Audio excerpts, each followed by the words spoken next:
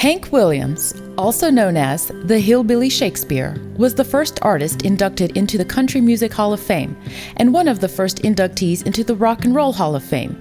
During his short life, he would revolutionize country music and become the inspiration for artists across myriad genres. Because of the intense fascination with this music icon and the amount of information out there, we can only present a snippet of his life and encourage you to check out the numerous biographies and articles written about him. Hiram King Hank Williams was born September 17, 1923 in Mount Olive, Alabama. His father, a World War I veteran, checked himself into a veteran's home when Hank was just 7 years old and remained there for 8 years, leaving Hank's mother to raise him and his sister on her own. His mother played organ in the local Baptist church, where Hank sang in the choir, and she bought him a guitar when he was 6. Before long, Williams began learning blues songs from a black street singer named Rufe T-Tot Payne. Williams played on street corners with T-Tot, sold peanuts, and shined shoes. At 16, Williams began performing in roadhouses across Alabama. By December 1944, Williams had played nearly every roadhouse in Alabama and married Audrey Mae Shepherd. In 1946, he moved to Nashville, where he signed publishing and recording contracts with Acuff Rose and MGM, respectively. The Louisiana Hayride. Tonight, originating once again from the City Auditorium in Shreveport, Louisiana, with a whole host of your favorite country music stars. In 1948, Williams joined the country music radio program Louisiana Hayride in Shreveport and scored a #1 country record a year later with Lovesick Blues. I've grown so used to you somehow. Lord, I'm nobody's sugar daddy now, and I'm lonesome. I got the lovesick blues. It would be the first of 11 million-selling singles for Williams over the next 4 years. All totaled, Williams cracked the country and western top 10 36 times in the 1940s and 1950s. On June 11, 1949, Williams played at the Grand Ole Opry for the first time and received an unprecedented 6 encores. The success of Lovesick Blues would be followed by tunes composed by Williams himself. Every single he released would become a hit, including his best-known songs. June, honey, I got a song I wrote just especially for you. I want to sing for just for you. What is it? It's called Hey Good Looking. Oh.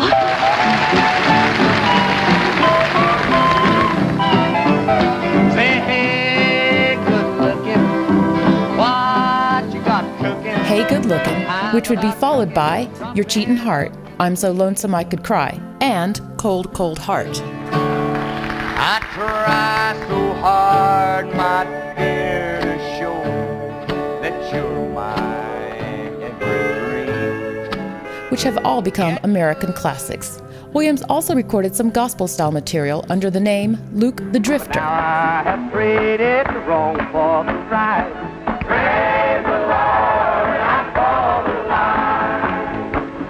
An article in the New Yorker stated that, in the pantheon of spectacular drunks, Hank Williams surely ranks superlative. And some of the boys had something to drink, and they kept asking him to drink, and he would never drink when I was along. He says, Mother, I think I'll take a drink. I says, no, you wait till the show's over and then get you a bottle and carry it home with you. He says, oh, I'm not going home anymore. If I can't have it now, I'm not going home anymore. He suffered through a long, undiagnosed case of spina bifida occulta, a disorder of the spinal column. His condition was aggravated by a hunting accident, so he turned to prescription drugs prescribed by a bogus doctor and alcohol to numb the pain. Regardless of the severity of his addictions, between 1950 and 1951, Williams was one of the most successful touring acts in country music. By 1952, however, his drinking had gotten out of hand, his health had deteriorated, and his marriage ended in divorce. When I walked out of the door, the gun shot 4 times. I don't think he was really shooting at me. New Year's Eve night, I called him and I said, Hank, I'll never live with you another day. He was also fired from the Grand Ole Opry because of frequent no-shows. On October 18, 1952, Williams married Billie Jean Jones Eschlimar. The night I met him, he said, Gal, old Hank's gonna marry you. I said, no, you ain't. I ain't ready. I'm not getting married. I ain't ready to get married. And I said, you don't even know me, and I don't know you. That's all right.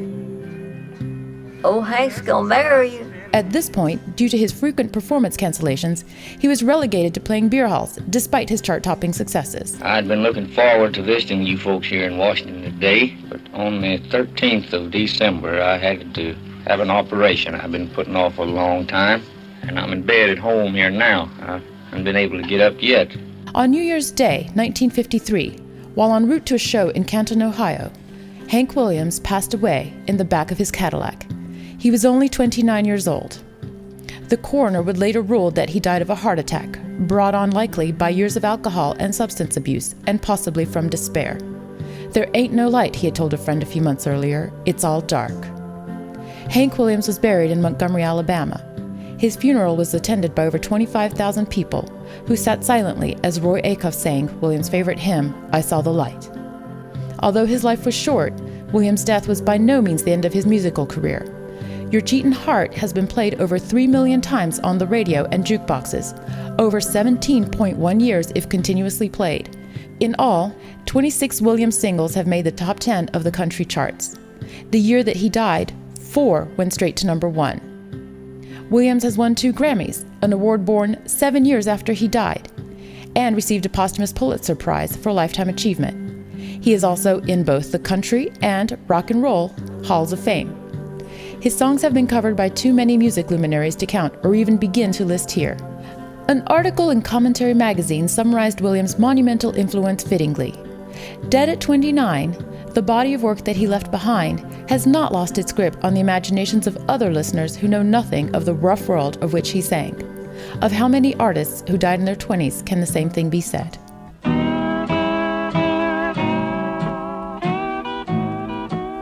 Thank you for watching. Don't forget to subscribe and to like the video below. I'm so lonesome I could cry.